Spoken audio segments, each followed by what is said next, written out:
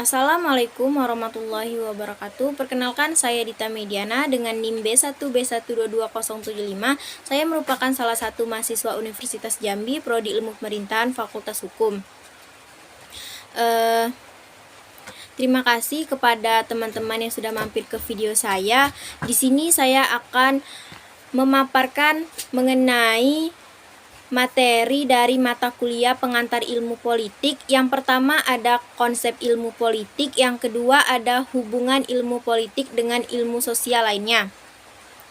Sebelum memasuki materi lebih lanjut, kita harus memahami dulu definisi dari politik itu sendiri. Politik adalah segala sesuatu tentang proses perumusan dan pelaksanaan kebijakan publik pemerintahan. Mendengar kata politik, pasti di pikiran teman-teman langsung terlintas negatif tentang politik itu sendiri. Maka dari hal itu kita harus memasuki materi ini lebih dalam, karena sebenarnya politik merupakan usaha untuk kebaikan bersama agar hidup lebih sejahtera. Itu merupakan tujuan politik. Selanjutnya kita masuki konsep ilmu politik. Di sini saya memaparkan gambar-gambar dari konsep ilmu politik ada 5. Yang pertama negara, yang kedua kekuasaan, yang ketiga pengambilan keputusan, keempat kebijakan umum, dan kelima pembagian atau alokasi. Dengan melihat gambar seperti ini, apa yang terlintas di pikiran teman-teman? Di sini saya akan membantu sedikit menjelaskan. Yang pertama ada negara. Negara adalah suatu organisasi dalam suatu wilayah yang memiliki kekuasaan tertinggi yang sah dan ditaati oleh rakyatnya. Negara sebagai inti dari politik memusatkan perhatiannya kepada kelembagaan-kelembagaan bernegara. Di dalam negara terdapat rakyat, wilayah yang ditempati, pemerintah yang melayani, dan hukum yang mengatur jalannya masyarakat yang sejahtera. Yang kedua ada kekuasaan. Kekuasaan adalah kemampuan seseorang atau suatu kelompok untuk mempengaruhi tingkah lakunya sesuai dengan keinginan dari pelaku. Setiap orang pasti ingin memegang kekuasaan agar isi hatinya tercapai.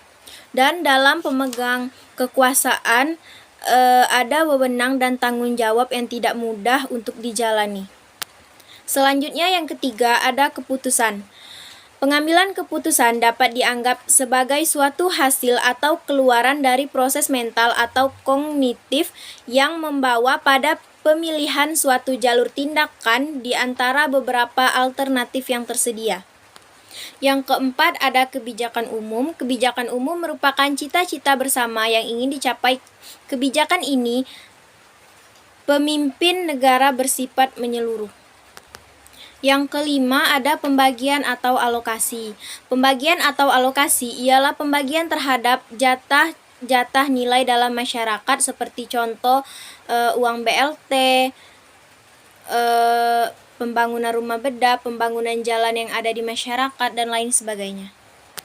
Selanjutnya kita masuki submateri kedua, hubungan ilmu politik dengan ilmu sosial lainnya.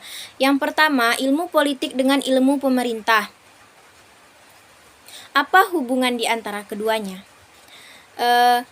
Ilmu politik dengan ilmu pemerintah, bahan proses perumusan melalui proses politik. Dilihat dari objek ilmu pemerintahan, membahas tentang hubungan-hubungan pemerintahan, gejala dan peristiwa pemerintahan. Sedangkan ilmu politik membicarakan tentang kekuasaan, kepentingan rakyat, dan grup penekan.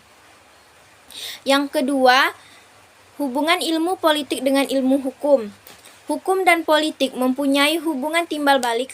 Semua kesepakatan dalam masyarakat dicapai melalui proses yang konstitusional, dan setiap langkah politik harus disertai pertimbangan hukum yang matang agar tidak terjerat kasus hukum. Yang ketiga, hubungan ilmu politik dengan ilmu sosiologi. ilmu politik dan sosiologi sama dalam pandangannya bahwa negara dapat dianggap baik sebagai asosiasi maupun sebagai sistem pengendalian. Hanya saja, Sedangkan bagi dalam ilmu ilmu politik, sosiologi, negara hanya merupakan salah satu dari banyak asosiasi dan lembaga pengendalian dalam masyarakat. Yang keempat, hubungan ilmu politik dengan ilmu sejarah. Terletak pada ilmu yang dipelajari, yaitu ilmu kemanusiaan atau sosial yang berpedoman pada peristiwa pada masa kerajaan. Ilmu politik sering dipakai dalam sistem pemerintahan. Yang kelima, hubungan ilmu politik dengan ilmu ekonomi. Ilmu ekonomi termasuk ilmu sosial yang sering digunakan untuk menyusun perhitungan-perhitungan ke depan, mempengaruhi sistem pembuatan dan implementasi kebijakan publik. Kaitannya, ilmu politik tidak akan berjalan tanpa adanya ekonomi. Yang keenam, hubungan ilmu politik dengan ilmu geografi.